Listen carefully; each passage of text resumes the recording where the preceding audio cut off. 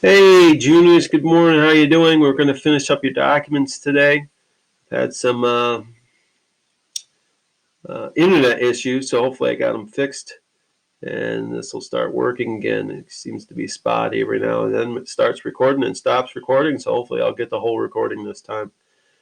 Bosses of the Senate, we talk about this political cartoon. You notice the people in the background here are trusts, meaning they're not senators themselves. They're people who control business. This is the entrance for the monopolists.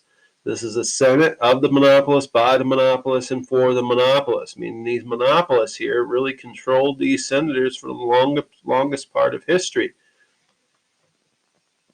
And document 6B is the 17th Amendment, the legislation that was supposed to take the power away from these monopolists here. This legislation allowed for the direct election of senators, meaning instead of senators being chosen by legislatures who were controlled by these wealthy individuals, senators would be chosen by the people, direct election of the people. So state one way the 17th Amendment addressed the concern expressed in the cartoon, you could say that it led to the direct election of senators, that no longer would state legislatures choose senators that only represented big businesses. People would directly elect senators.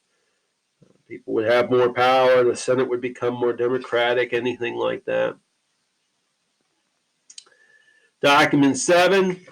I'm not going to read the whole thing to you, but there's really only about 4 different things they're suggesting here. According to William Allen White, what were 2 reforms the progressives supported to expand democracy? One of the first ones is a secret ballot, meaning people voting and not other people knowing who you're voting for, but also the direct primary. You could write down recall, referendum, but those are basically the 4 things that are put in here. So secret ballot, direct primaries, recall, referendum. Last document, I think this is the last document, at least, yes, document 8. Based on the document, state 2 reasons for women giving women the right to vote. If you read down through here, you'll notice several different things. More women were working. That's stated in this document. They should have more voice in government. Women were paying taxes and should have more representation. Women receive a smaller wage for equal work than men do, so they're not getting paid the correct way. All governments derive their powers from the consent of the governed. That included women, even though for the longest time they refused to give women those rights, those responsibilities, those those same caveats, those same expectations.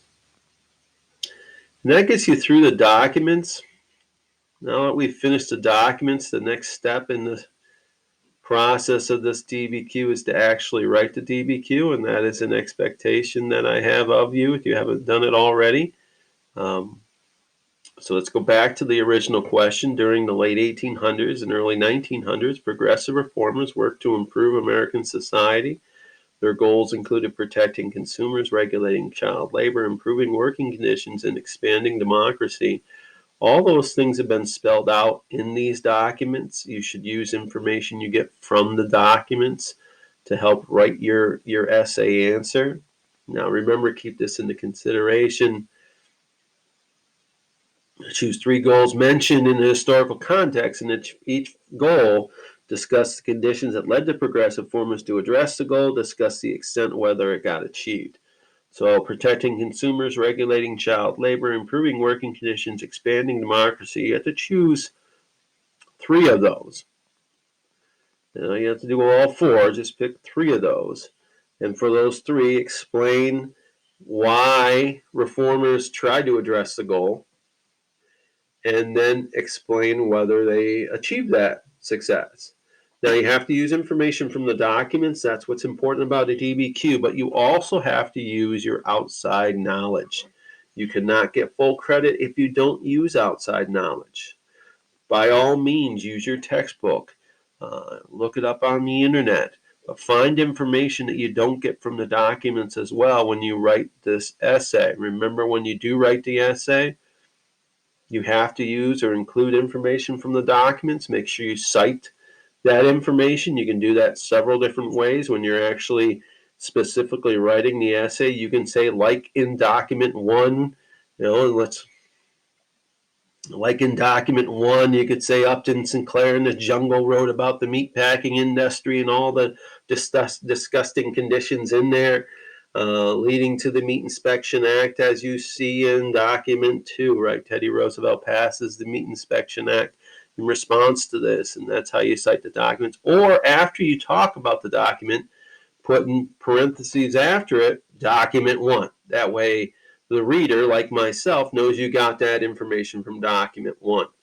But in addition, make sure you include outside information, information that's not in the document, that you would talk about in your essay when you're explaining your answer in your essay. So keeping that in mind, write the essay. If you want to type it, you can type it and share it with me, but you don't have to. You can write it, and we'll turn it in, or I'll collect it a different way. As we move forward with this quarantine, it's obviously going to stretch a little bit further than we anticipated. So I provided you with a review sheet to get ready for the Regents exam. We're gonna go back to, introducing new information. So I'll be pushing out some packets to you online. If you don't get the internet, then we'll make hard copies and I'll place them at the school, and we will start to try to pick up where we left off and continue on in our learning as we push toward the end of the year here. So keep that in mind and keep looking for more packets coming your way.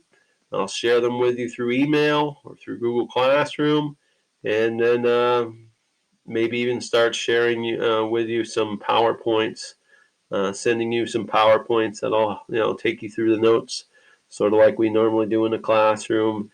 Fill in your notes like you do in the classroom, and make sure you have your textbook, and we'll start answering or start doing those packets, that homework in those packets to review information that you go over as we work forward here.